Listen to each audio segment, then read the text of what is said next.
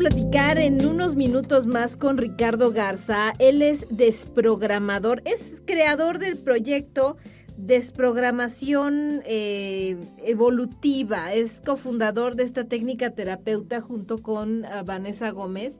Él tiene una licenciatura en diplomacia e idiomas, maestría en administración de empresas y bueno, ahora se especializa en liberar emociones ocultas y patrones transgeneracionales. Y usa enfoques que combina ciencia, teoría y técnicas variadas. Si ustedes quieren saber de qué manera el amor tiene que ver con el tema de la desprogramación, quédense con nosotros porque aquí lo vamos a platicar. Entonces, bueno, si tú te estás preguntando ¿por qué demonios siempre me topo con este sujeto o sujeta? O tal vez no con el mismo, pero sí con personas o patrones similares. Puede ser que también tengamos que trabajar algo en la desprogramación. A lo mejor, y fíjense, yo les voy a contar una historia.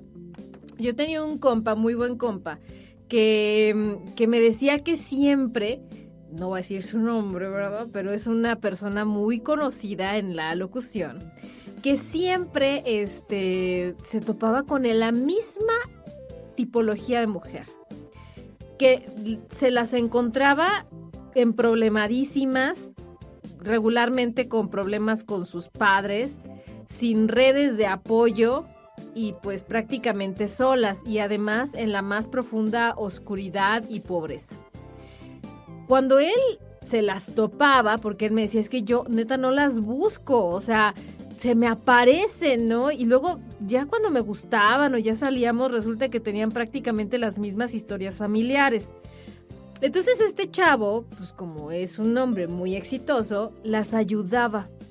Y entonces que ya les compraba esto, que les compraba aquello, pero que además les rentaba depa y además hacía esto y aquello, las ayudaba a estudiar. O sea, prácticamente mientras andaban con él, ellas incrementaban su nivel de vida. Una vez que ya estaban hechas y derechas y ya súper exitosas, lo dejaban. Y él quedaba con el corazón roto y no entendía por qué ni qué estaba haciendo mal para que eso sucediera.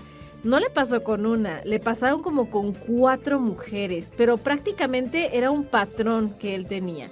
Y decía, es que neta yo no sabía ni siquiera qué estaba haciendo, no es que yo fuera a buscarlas así a los lugares más paupérrimos, no, simplemente las conocía, me gustaban y ya cuando ya estábamos de que platicando y demás, es que fíjate que tengo esto, es que fíjate que aquello y mi familia.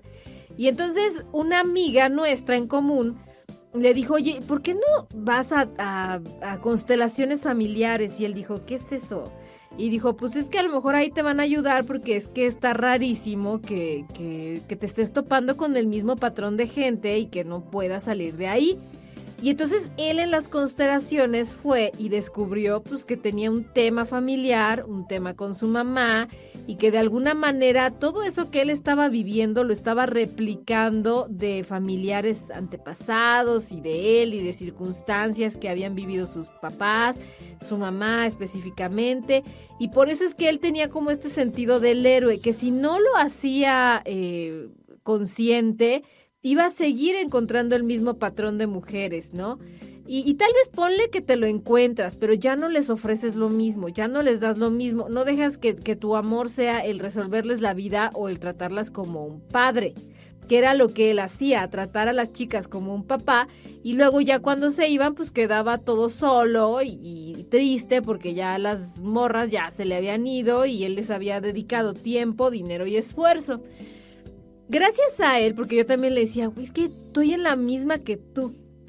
Porque no están para saberlo ni yo para contarlo. Pero yo era una pareja muy dadivosa.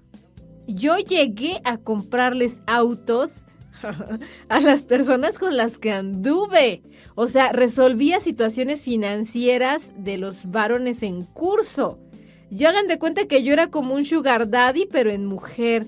Y entonces, ¿con qué tipo de hombres me encontraba? Pues con hombres que nada más me usaban económicamente y también socialmente, porque igual que este compa, también podía yo sacar de quién sabe dónde a un morro y yo le enseñaba lo que mi papá me había enseñado. Oye, espérate, no, así no se llama al mesero, se llama así. Oye, no, no se le hace no, así, mira, así. Y entonces ya cuando yo los dejaba todos convertidos y shineados, se iban con otras. Pues a lo mejor yo no soy clasista ni nada por el estilo, pero se iban con otras de 18 años, que obviamente pues yo ya estaba más arriba en edades, ¿no? Y por lo tanto en experiencias. Y entonces me dijo, ¿por qué no vas a trabajar esa parte? O sea, igual y te pasa lo que a mí y estamos enrolados en un montón de temas que ni siquiera hacemos consciente y después vas a ver que te vas a involucrar con tus parejas desde otro lugar. Y que voy, amigos, que voy a la terapia de las constelaciones familiares y que me topo con pared. De verdad, o sea, me encontré con historias de mi familia que yo ni sabía, con historias de mi papá y de mi mamá, o sea, cosas que yo decía, ¿qué? Y después entendí, porque aparte cuando yo fui a esa terapia me dejaron escoger como a muñequitas. Entonces, pero yo tenía los ojos cerrados. Entonces me decía la chava, saca a la muñeca que va a ser tu mamá. Entonces yo nada más así como del puro tacto escogí a mi mamá. No, pues saca al mono que va a ser tu papá, sácate a ti. Y entonces así saqué a toda mi familia y los tenía yo que acomodar conforme yo sintiera que tenían que ser acomodados, ¿no? Para esto, la muñeca que era mi mamá era una niña. Y la muñeca que según yo había elegido para mí era una señora adulta, mucho más grande de la edad que yo tenía en aquel momento cuando me fui a hacer esas terapias. Y mi papá también era un niño y entonces me dijo la señora, tú te sientes, o sea, tú corriges a tu mamá en todo, o sea, eres de las hijas de que, ay mamá, estás mal, esto no se hace así, se hace así. Y la verdad es que sí, o sea, yo tendía mucho a cuidar, a sobreproteger a mi mamá, a cuidarla muchísimo, que yo creo que todos los hijos hacemos eso con nuestros papás porque los amamos, pero una cosa es que yo te cuido, papá, porque sé que tú no te puedes cuidar, o sea, desde la soberbia de pensar que yo voy a cuidar a mi papá porque no sabe de la vida, o yo voy a cuidar a mi mamá porque no sabe de la vida. Y me dijo la señora con unas palabras que no voy a repetir porque son altisonantes, pero me dijo, ¿quién te crees tú para pensar que tu mamá que te lleva 30 y varios años de vida va a ser una mujer que no sabe de la vida y que tú sí, y hasta le vas a decir qué, cómo hacerle y cómo vivir? Y yo así de... Y me dijo, en la medida que tú no honres a tus padres, vas a repetir este tipo de situaciones con tus parejas y te vas a topar el mismo modus operandi de la gente y vas a decir, pero ¿por qué siempre me encuentro con estos sujetos que no tienen ni para cuándo, ni por dónde, ni cómo? Y entonces hasta que yo trabajé esa parte y me puse en mi lugar como hija, que fue a través de varias sesiones de terapia, fue cuando ya como que entendí la dinámica, ¿no? Y bueno, obviamente siempre seré muy protectora en términos económicos.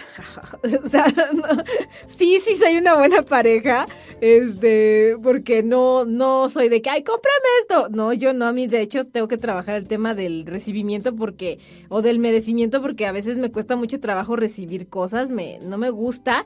Pero he tratado también como de dejarme un poquito llevar y ya no controlar tanto. Pues también yo entendía, pobres morros, ¿cómo no se iban a ir con unas morras más jóvenes que yo?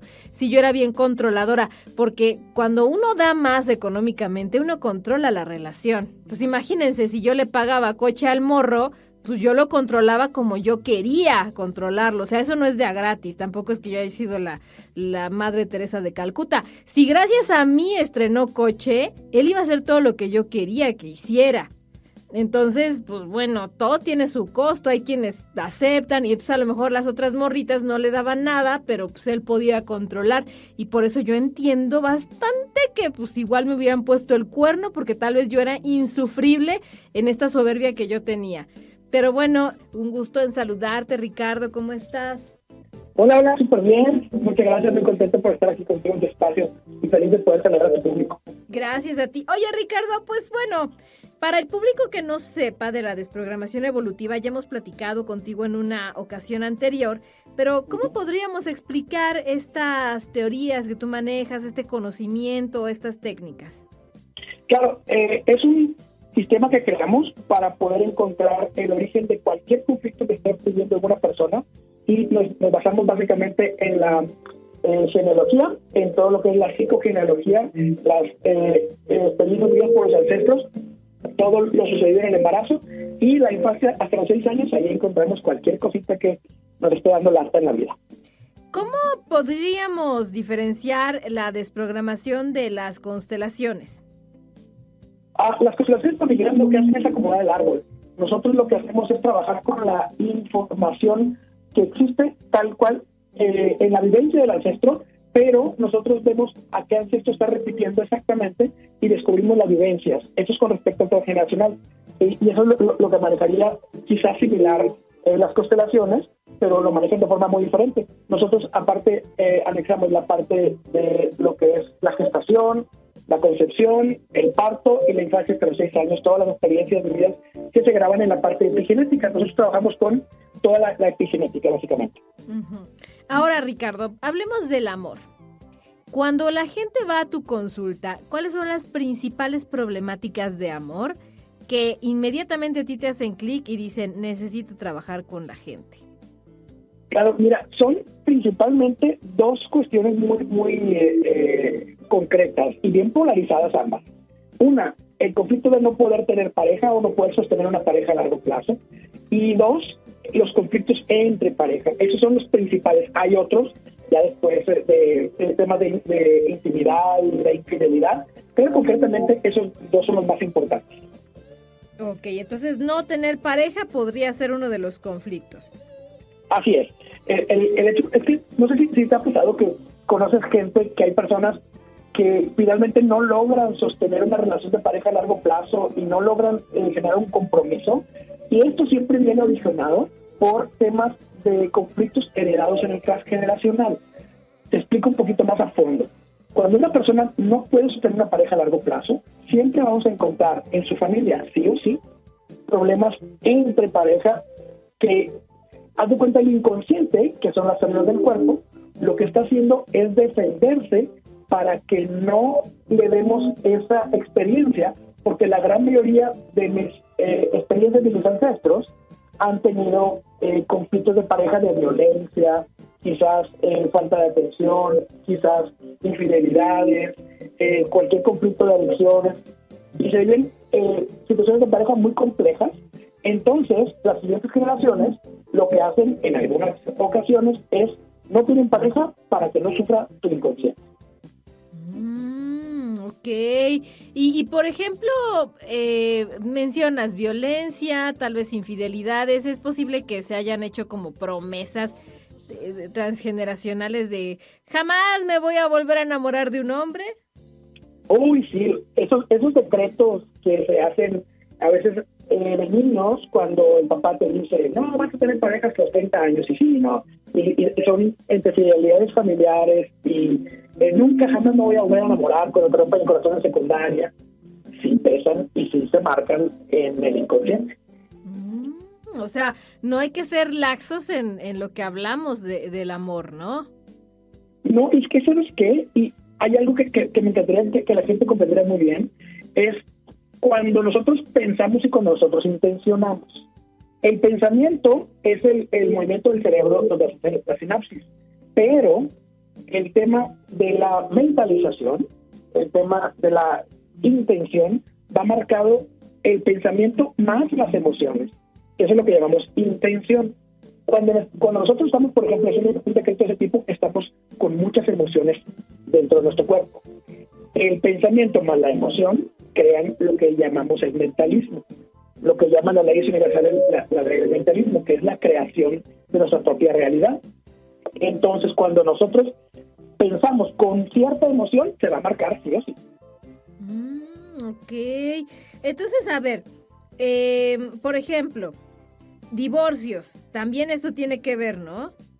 Sí, fíjate que nosotros lo manejamos como conflictos de separaciones en general, y ya sea que estamos repitiendo la historia de algún ancestro en donde, por ejemplo, un ancestro se separó y otro ancestro también y otro también, entonces mi familia viene de separaciones. Pero aquí hay algo bien importante, que un programa puede estar representado en alguien en dos polaridades diferentes.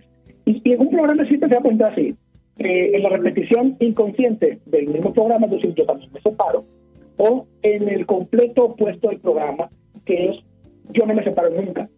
Pero ambas polaridades son súper incómodas.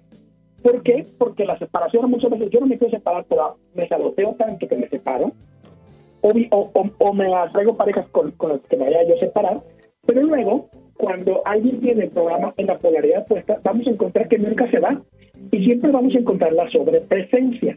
Haz de cuenta que es la polaridad de herida de abandono. En una me abandono, y en la otra se quedan o me quedo en sobrepresencia, que es molesto. La persona puede estar ahí todo el tiempo encima de mí, o yo encima de la persona, y llego a molestar. Ese es un programa fuerte en la polaridad opuesta. Porque muchas veces lo que escuchan me van a decir, ok, pero toda mi familia es separado y yo no. Bueno, eres hartante o te es hartante tu pareja. Es lo mismo, pero en el completo opuesto. ¡Oh! Mira, por ejemplo, yo en mi familia, lo había yo una vez hablado en terapia de constelaciones, pero mi mamá, esto pasaba en la familia de mi mamá. Tenía 2 hermanos. Los 2 hermanos tuvieron varios hijos, como se usaba hace 1000 años. Ajá. Y por lo menos uno de estos hermanos, uno de los hermanos de mi mamá, una hermana se quedó soltera y no se casó.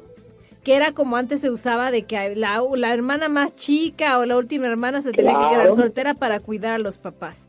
Luego, de cada tío mío, tengo varios primos, y por lo menos hubo uno que no se casó. O sea, ya no para cuidar a los papás, sino no se casaron, no sé por qué, no se les dio y demás.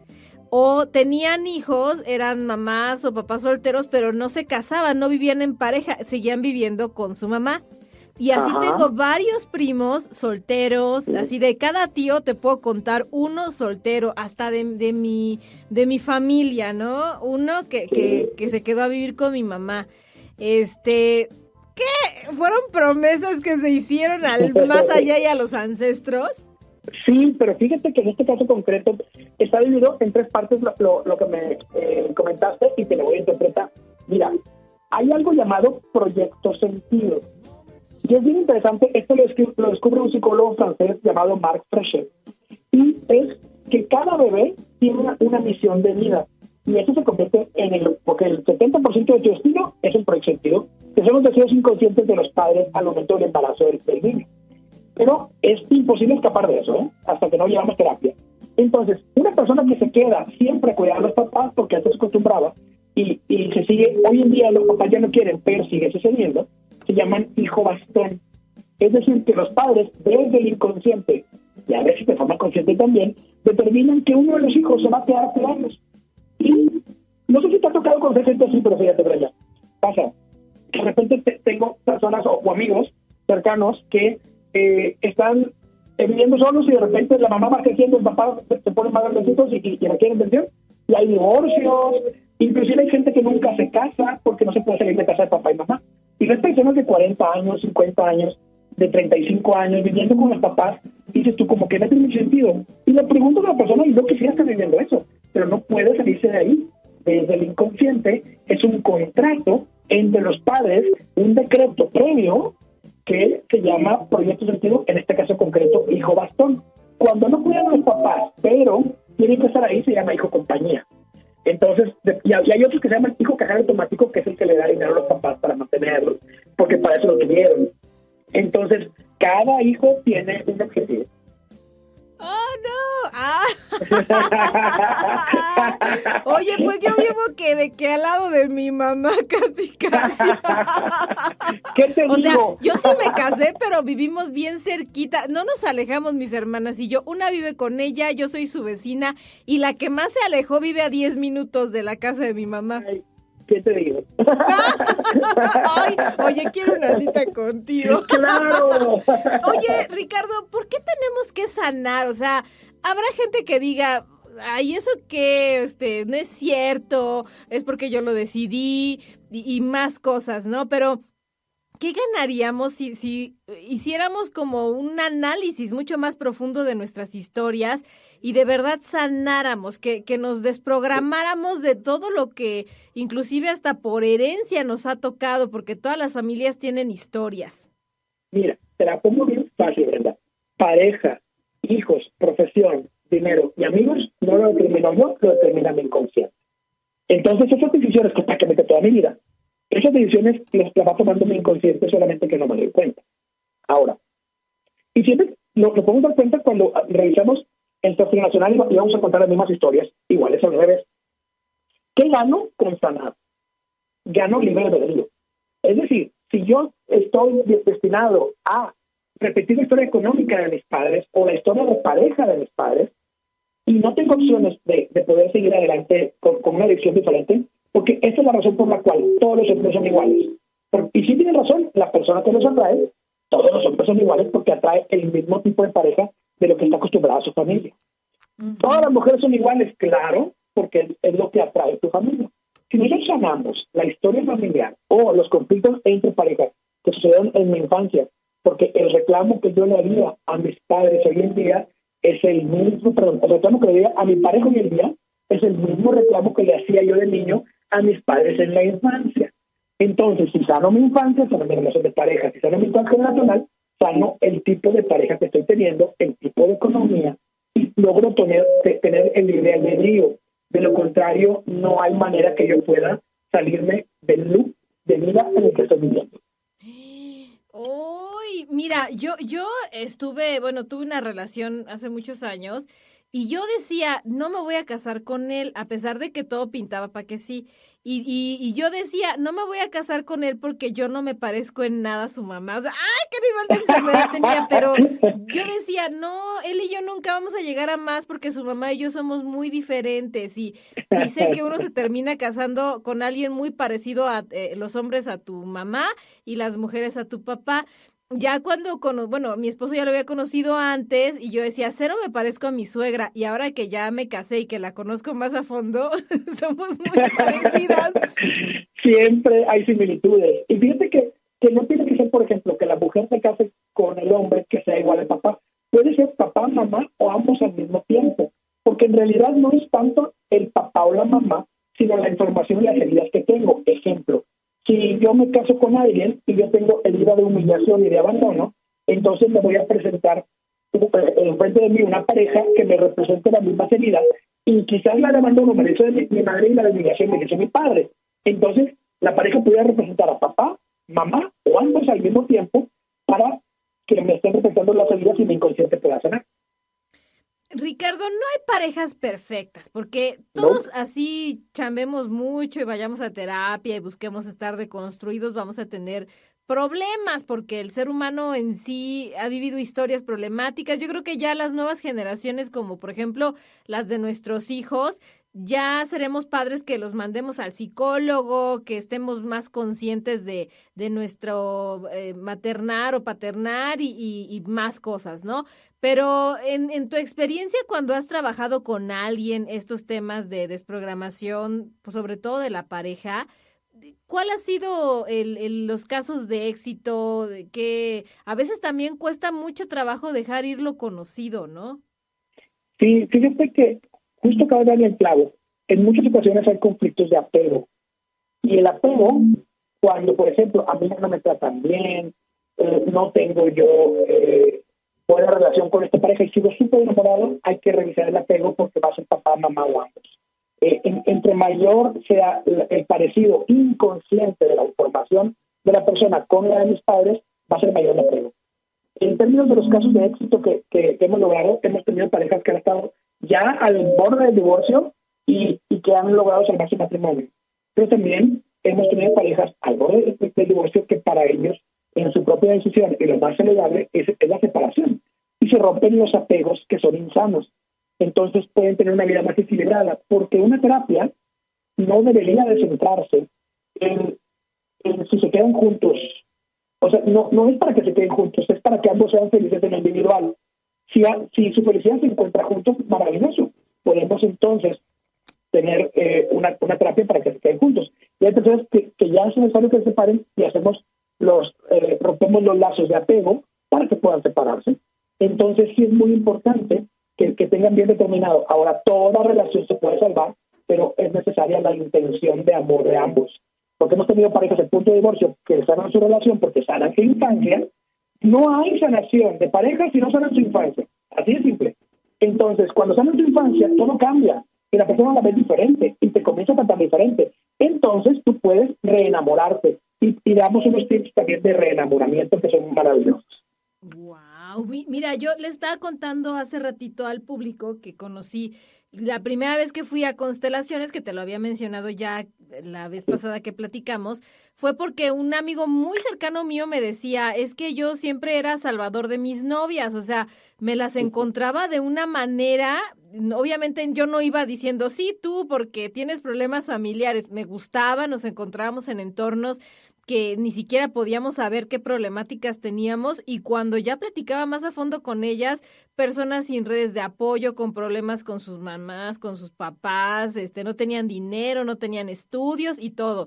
Él las ayudaba, les daba dinero, les pagaba departamento y una vez que las chicas ya estuvieran ya más, yo creo que más empoderadas y con la vida resuelta, le terminaban poniendo el cuerno. Y no le pasó una, le pasó como 5 veces. Y a mí yo les decía al público también que a mí me pasaba que yo soy muy espléndida. Cuando yo me enamoro, doy cosas.